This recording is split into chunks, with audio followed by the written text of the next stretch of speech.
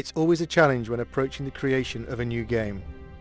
There is pressure to do something different, to lead the way, to deliver even better characters, environments and stories.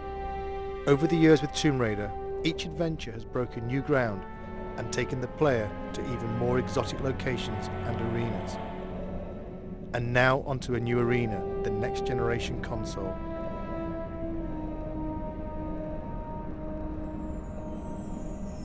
Our vision is to take the player somewhere dark, a place they might not necessarily wish to go, but a place that they'll have to venture if they want to bring Lara back.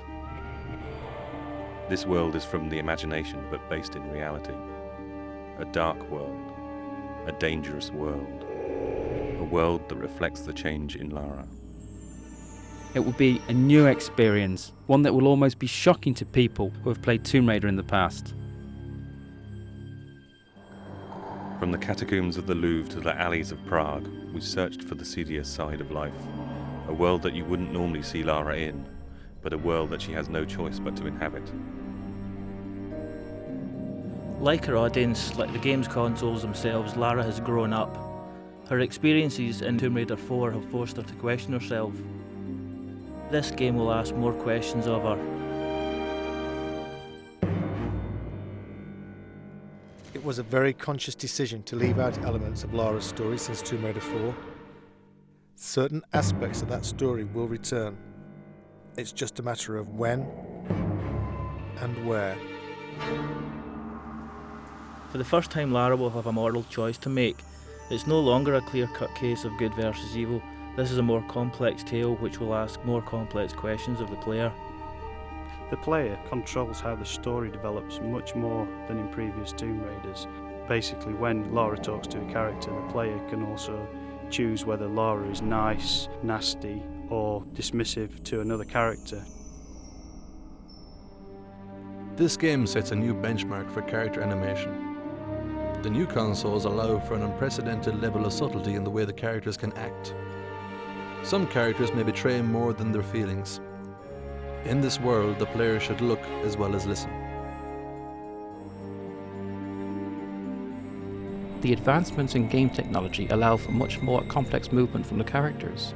They have spines, joints, they even have fingers. They move in different ways. We borrow these movements from real people. The man on the A57, the woman on the bus. They travel much further than they think. The player will choose which paths to take, which characters to trust, which lies to believe, and which enemy to face. Some enemies may become allies. Some enemies may become something far worse. Certain enemies have taken years of conception, gestating through design and redesign. I am the first to see them born, the first to guide them through the early stages, their first steps, their first kills, until they are finally unleashed upon the world.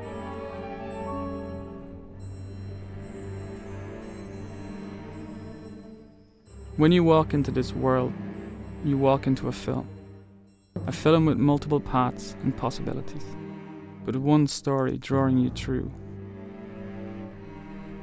This world begins in an act of darkness. How this world ends is up to you. This is a world of shadows. There is a shadow on Lara. He watches, waits, he bides his time. His name is Curtis. He wants revenge. And Lara will help him extract that revenge.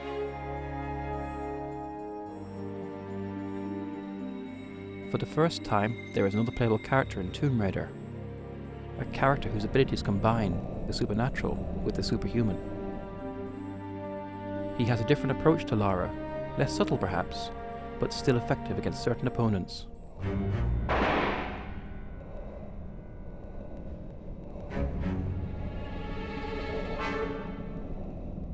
It's a much more intelligent game for the enemies as well as Lara. The PlayStation 2's got much more power to process enemies doing much more complicated things. The enemies in the game have evolved. They will work together. Notice when another enemy is killed and react accordingly. These enemies will pursue Lara. They will not stop. They have not stopped in 600 years. The Monstrum, the Cabal, Eckhart. An unholy trinity guided by an unspeakable force. Their origins lie in the annals of alchemy, not in its purported search for the secrets of gold, but in its real search for the secrets of the atom. If you control the atom, you can control life. You can create life, and you can steal life from others.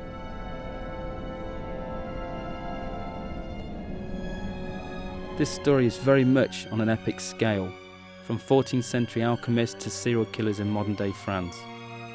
To create something on this scale, it was necessary to take the ideas and production values from the film industry, in the way they research the subjects, the backstory they create for their characters, and the depth of the visuals.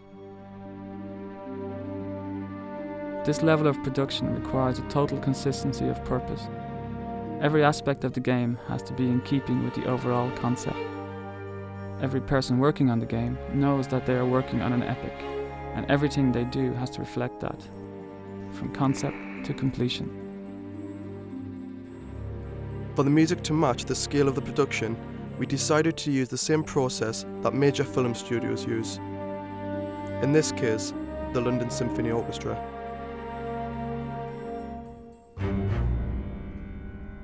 It's an overwhelming thought having your music played by 84 of the world's top musicians, but the effect of the music when playing Angel of Darkness will be well worth the shredding of our nerves.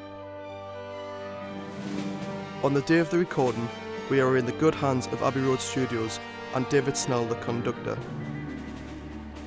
In a sense, he visualises the music and translates it to the ears. We wanted the music to be ever-present, draw you into the world without you noticing. Part of the style of this game is that all the elements work together. Bide their time. Wait for the moments when they are needed. At core, we had a very clear vision of where we wanted to go. We wanted to take the Lara we all knew and put it into a game, a situation that no one knows. Tomb Raider has always set the benchmark for games. This game will be no different. Some may see elements of various filmmakers, such as Luc Besson, David Fincher. Some may see elements of various artists, Grunwald, Bosch. All will see something they haven't seen before. When we wrote this story, we wrote a book. This game is only the first few chapters of that book. This game opens a lot of doors and only closes a few of them.